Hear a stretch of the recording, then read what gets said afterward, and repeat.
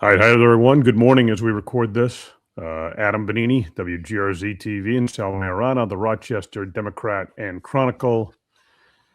We are recording this in the morning because it was a big night last night for the Buffalo Sabres and their fans. First time since 2007, they're in a victorious handshake line in the postseason. I remember it well. It has been far too long for this organization, Sal, for all reasons that are well known to Sabres fans. This was really something else, the way they put their foot down in Boston in Game 6 to win this thing. Yeah, that was really an impressive performance. We had talked on our last show about how I hated the way Boston responded after getting their asses kicked and embarrassed, really, in Game 4. And it kind of worried me that it kind of flipped the series, the way Boston played in Game 5 in Buffalo. And it felt like they had gained some momentum. Now they're going back to their home arena where they've been really good all year. So I was wondering how the Sabres were going to respond to that. Well, we got the answer immediately. They played the same kind of first period last night, Adam, that they played in Game 4. And while they didn't get 4 goals, they got the first 2. And that sort of set the tone for the rest of the night. It set them up in a good spot. And then, we could talk about the whole game as it goes on, but it just, the way they played after they had the 2-0 lead to lock it down and then put it away in the third period was really impressive for this team that's going through this, for the first time. There's some guys that have Stanley Cup experience, but not many on this team. And for them to play the way they did in a clinching situation on the road, man, that's as good as it gets right now. Yeah, I mean, I thought you saw the Sabres' speed, the foot speed, right? Yeah. They were all over Boston. Both teams actually were. I mean, the Bruins, in aspects of that game, played extraordinarily well, I thought. In terms of mucking things up, both teams were hard on the puck, right? And made it very difficult for the opponent to operate. But as the game went on, and to do it in all 3 games in Boston in this series, as it turns out, the way that the Sabres' edge and speed, clearly speed and playmaking ability, right?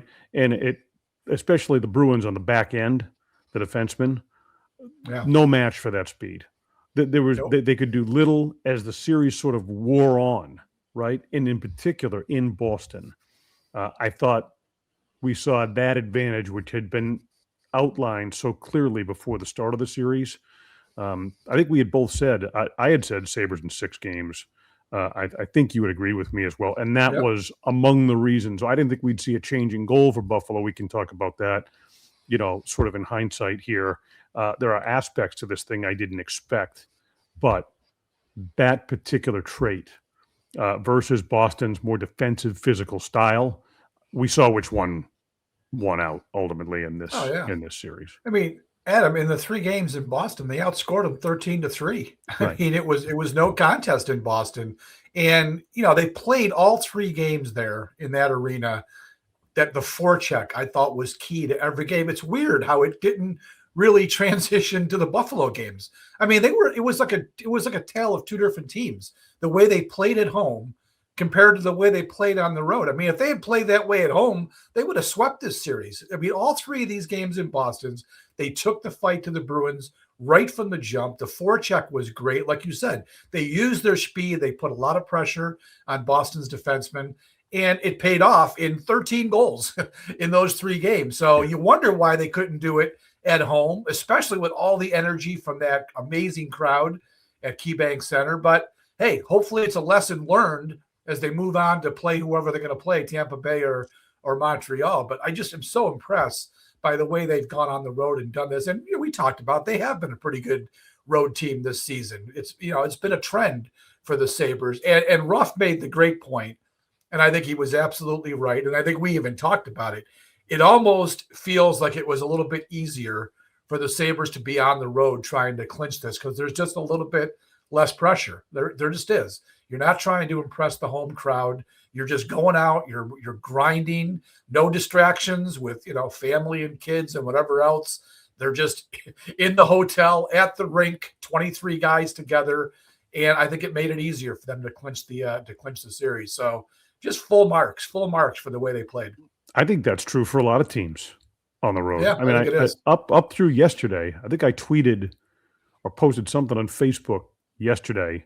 I was posting a clip from one of our previous shows to illustrate this very point. And we can digress into this now. I was going to do a little bit later. We'll get back to the specific contributions and aspects and key plays in this game.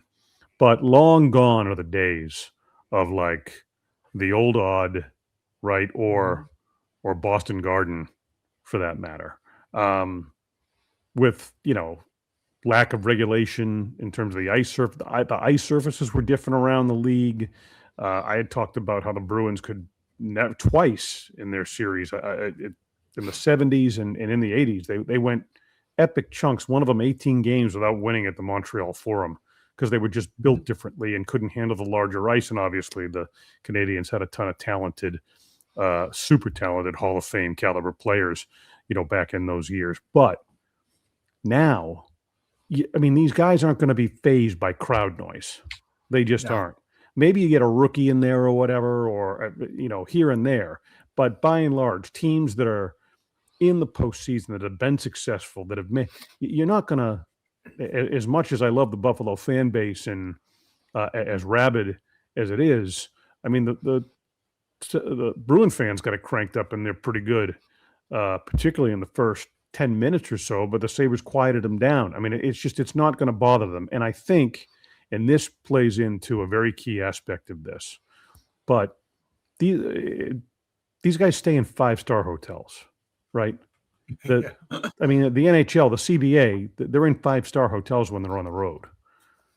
Those beds, man, are as comfortable, if not more comfortable than what you got at home, right? Plus, no distractions, any of that.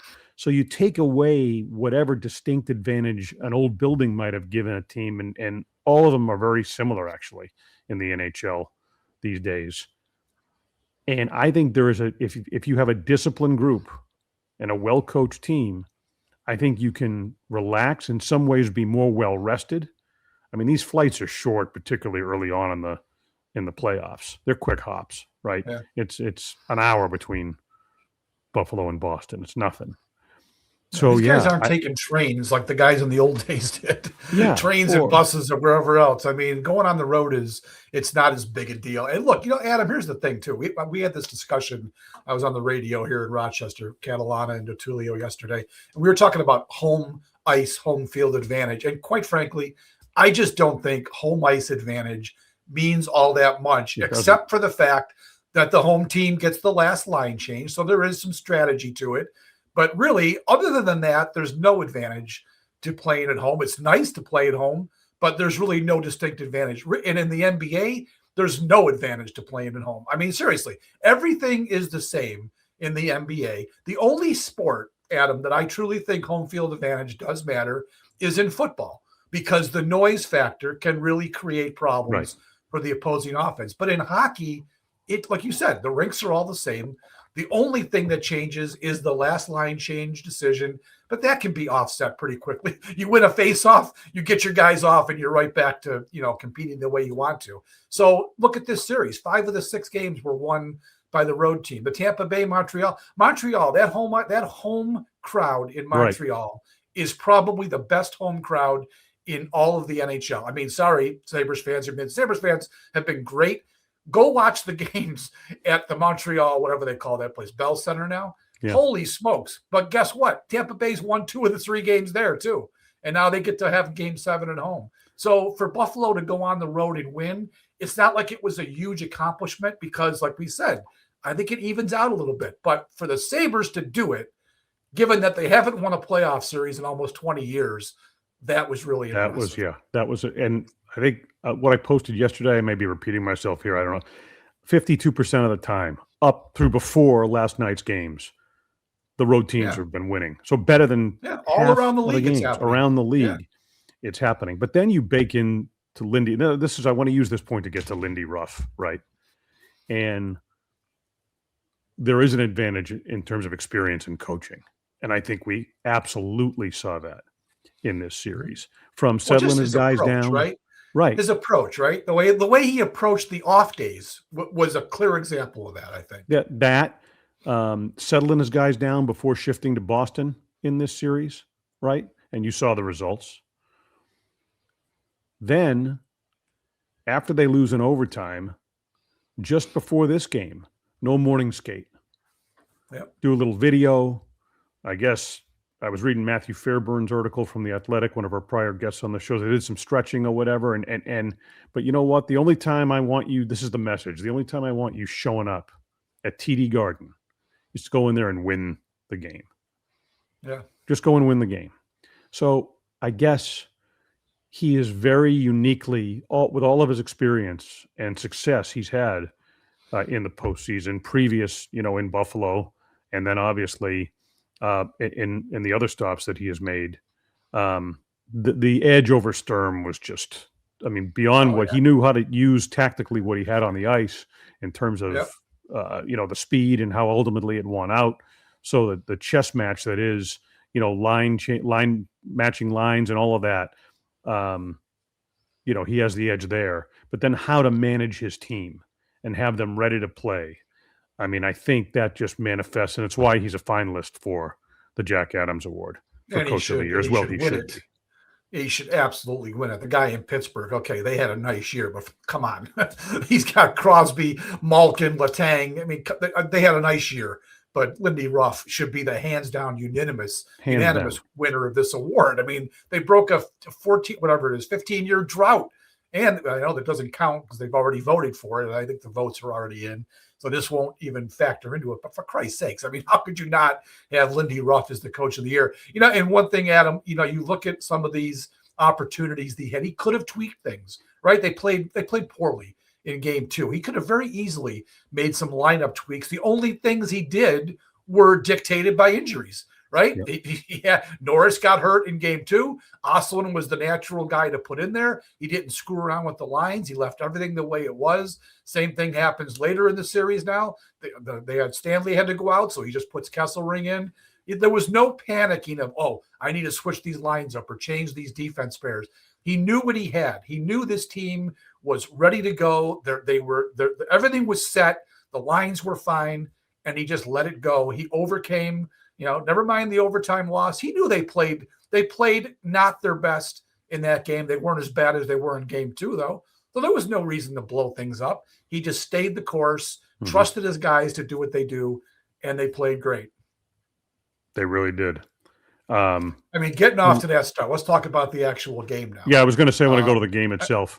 The start, the way, and you saw, I guess I saw, this series was an example of the depth of their lineup, right? And how, but the Stars starred last night in ways that don't necessarily show up on the score sheet. But that first goal, where Dahlin, who the Bruins had done such a terrific job on him for most of this series in terms of really limiting him, right? But he does, in a prior game, get the power play goal. He scores. But for him, with that speed to come off the point and penetrate deep, and the pass he makes across in front to Alex Tuch, who leads the Sabres in terms of points in this series with 7, right? Positioned perfectly in front of the net. Absolutely, textbook, picture perfect goal in front. Everything about that play. They're in the zone. Thompson started it. Thompson got the puck to Dahlin. He made a nice little curl, I think it was, and Dahlin cut in from the post, and then he drives, to the side of the net. And I don't know what the Bruins were doing. They kind of let him do it. Nobody really went to him. So he had the opportunity to make the pass. And like you said, Tuch got perfect position and he finished, which is nice. I thought there were some times in this series where the Sabres, they didn't finish the way they had finished during the season. And they also overpassed a bit. I thought there were some opportunities last night. Quinn is a prime example of that. Quinn had that one chance in the middle. I forget what period it was. I was ready to throw the remote at the team. Like, what are you doing? But anyways, Tuch goes right to the net, gets position, and great stick in front. it wasn't an easy play. He had to, that was a nice stick work play to score that goal. So to get off to that start, because that building I'm not there, obviously, but it sounded like it was a little more energetic than it had been in those first two. It was almost like, I think somebody pointed this out too. It's like the Bruins fans are like, we've won championships in this city, between the Patriots, the Celtics. I mean, all these teams have won. The Red Sox, it was like no big deal for them, those first two games. I think when their back got pushed against the wall, then their fans woke up. So the Sabres right away silenced them with that goal. And then the Samuelsson goal, look, a little bit of luck involved there. I mean, there's like 40 legs between him and the goal, and that puck somehow found its way through. Well, so that was awesome. Luck in one respect, right? Pucks to the net, right? But pucks to the net and traffic in front. I mean, Swayman, if you watch those replays, there's no chance he has a chance to even remotely see that. And this, when I mentioned starring in a way that doesn't necessarily show up on the score sheet, who was standing directly in front of him and kind of forcing him back into the net? Tage Thompson. Yep. Was just guy's a tree in front. So, and it was frustrating for him from a goal scoring perspective in this series, but he winds up with 7 points. I think he had 5 assists total in the series. But again, you see him make contributions like that. So when we say that, your best players have to be your best players, he was an example of that in a number of ways in last night's game. Yeah, he was. I mean, for them to win this series with Tage only scoring those first 2 goals in the first game, which, those were 2 huge goals. They don't win that game without those 2 goals. So his contribution was big. But let's hope this next series now he does start to find the range with his shot. He had some opportunities. Swayman's very good. I mean, it ends up as Swayman's numbers look terrible. They do. They look bad. But you and I watched every one of these games. You know damn well the guy's he's a Vezina finalist. Guy's a great goalie. So he had Tage's number in this series. You hope that in the next one now, Tage can get a few to fall his way. But I think he played well last night. I mean, I think they had the 2 assists, the first 2 goals. I thought he played a solid game. So that's a good sign moving forward. Now, in the second period, you could feel it at the end of the first period that Boston was starting to find it. They put some pressure on the Sabres. And I thought the first 10 minutes of the second period were going to be important for the Sabres to survive. And Boston did get a goal to make it very uncomfortable. I thought Boston had the better of the play for a good chunk of the second period.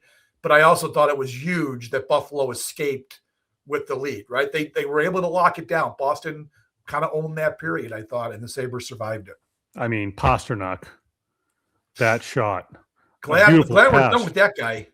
But my goodness, on the rush like that, just his skating ability to just instinctively, just watch his feet on that goal.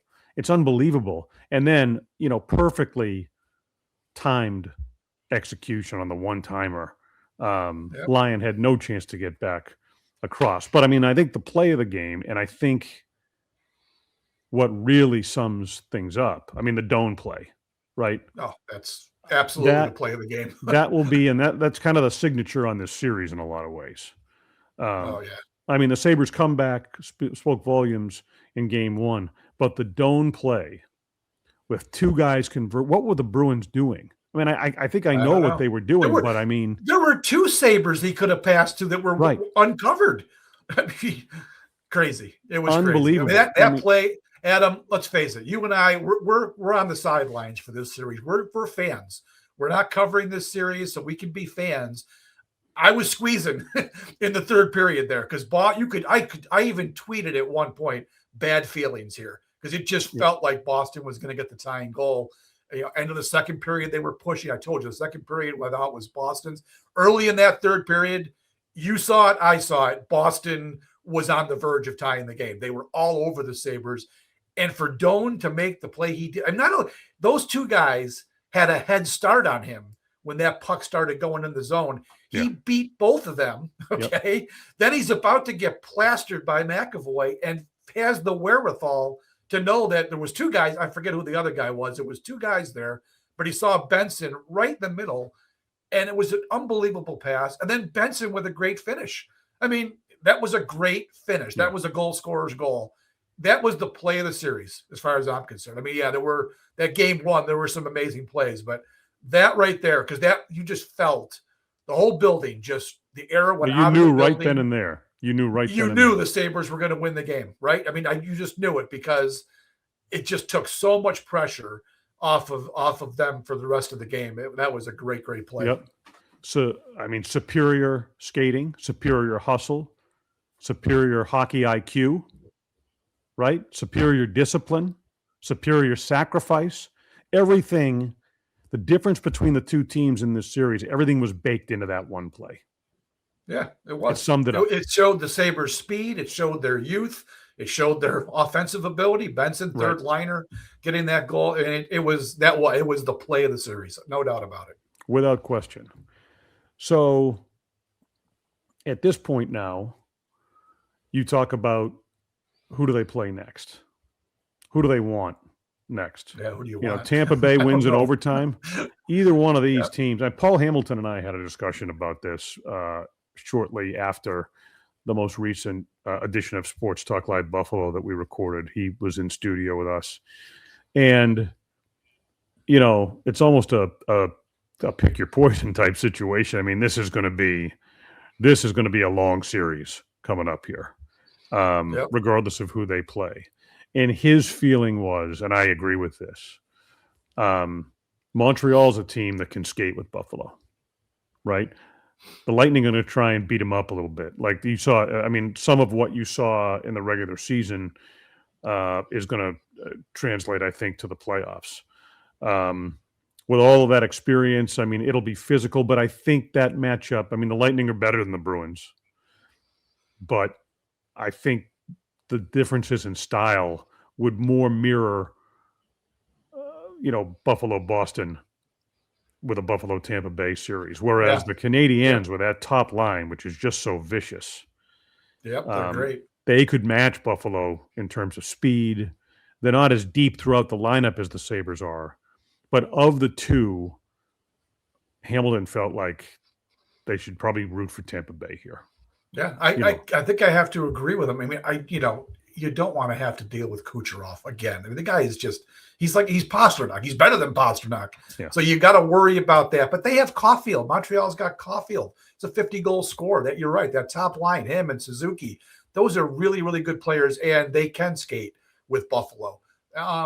The home ice advantage, I don't know. I think Montreal, that environment is incredible, but the Sabres have proven they can go in and neutralize that. So I'm not too concerned about that. Tampa Bay's got more stars on their team. Yep. They've got way more, and we've talked about is experience really a big deal. Tampa Bay's got it in spades. They've played and won Stanley Cups in these last, 5-6 years.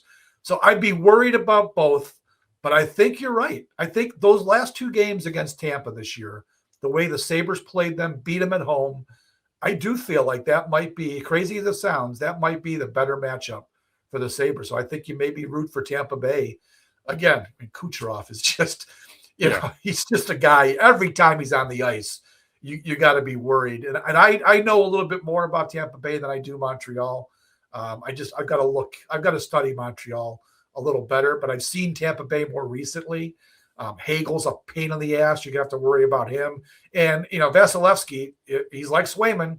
If he's on, he's gonna be tough. So I think either way, Adam, you've got a tough team here. No matter who you look at, it's gonna be a tough series for Buffalo. Well, you raise a point about Vasilevsky, and I would say this too. We didn't touch on Lyon. And so this is the final point before we wrap it up. But again, credit to Ruff with making that change. The rotation was successful. He's not, this is Lyon's net now, clearly. And look, in the game, I was worried about how that might play out as the series went on. But I think of the breakaway save on Middlestat, right? Last night. Big. He's been there with big saves when he's needed to. And he winds up with 106 saves on 111 shots in the series. So it's Lyon's net, and I'm comfortable with that, I guess. Is my point. Yeah, I am too. There's another point that Lindy knew there was no reason to take Lyon out after Game 5. He gave up an overtime goal to Pasternak. Pasternak's going to beat every goalie in the world, so there was no reason to make a change. And it's funny, you look at Alex Lyon. No matter who they play the rest of the postseason, Adam, the national pundits are going to give the goaltending edge to the other team. They just are. Alex Lyon has been a good player in the NHL, but he's not Vasilevsky. He wasn't Swayman. He was better than Swayman in this series. But you look at it, you would have given the advantage to Boston. Montreal, maybe he's got the advantage on Dobas of Montreal, although he's played great. I mean, I've never even heard of the guy until I started watching that series, but he has been pretty good. But Lyon has just been a really, really good story, and let's hope he continues. Let's hope he keeps playing, because he did at the end of the year, which is why UPL was in the first 2 games. He wasn't good at the end of the year, and then he got hurt. So I hope that was his bad. It's like a baseball hitter. You hope your 0 for 20 is out of the way, and now you're back on it, because he's been pretty good in this series. FanDuel, presenting sponsor for Believe in Sabres, Believe in Bills, and others on the Believe network of podcasts, has Buffalo in 6th in terms of Stanley Cup betting. We update this each of the shows. Colorado, your leader at plus 240, followed by Carolina, Vegas, Tampa Bay, Minnesota, and Buffalo at plus 1,200. So I think we've seen the Sabres as high as 4th, but with the performance in this series, particularly on the road, what they're able to do, I mean, I think it's at least fair to say they earned a lot of respect around the league, Sal, with what they did and how they turned around their season. But to go in and beat Boston in a 6-game playoff series, I think teams that had questions, a lot of people who had questions about Buffalo, they've answered it now in the postseason when it matters most. And that was an important step for this team and for this organization. Absolutely. Look, Boston was a wild card team. So, I mean, Buffalo was favored to win the series. I think that Boston was slightly better than Ottawa. Those are the bottom 2 teams. So the Sabres did what they were supposed to do. Now the proof will come. We'll see. Now they're going to play one of these 2 teams that are really, really good. I think both of them were over 100 points, right? Absolutely, they were. This is going to be a tough test for Buffalo. So we'll see. But I feel good. I feel good about this team, Adam. Yeah. They answered a lot of questions in this Boston series, and I'm not going to say that it's already been a success because they've broken the drought and they won a series. Now you got to get greedy. You got to get greedy and keep winning, and I think they're capable of doing it. So I think I'm probably going to pick the Sabres to win the next series, no matter who it is. That's, for me, that's quite a leap for Mr. Negative Nabob. I think I'm in that category. I really want to. Once we know who it's going to be, I want to break it down and really study, particularly me from Montreal. I want to really get to know them better and look at how this thing's going to match up before I make a prediction like that, which I'm happy to here on this show. But I think that illustrates the point that how close this next series is going to be. Right from here on in. I mean, the Buffalo had a clear edge over the Bruins, and they were ultimately able to exploit it. It's not going to be as well defined in this next series. So appreciate it.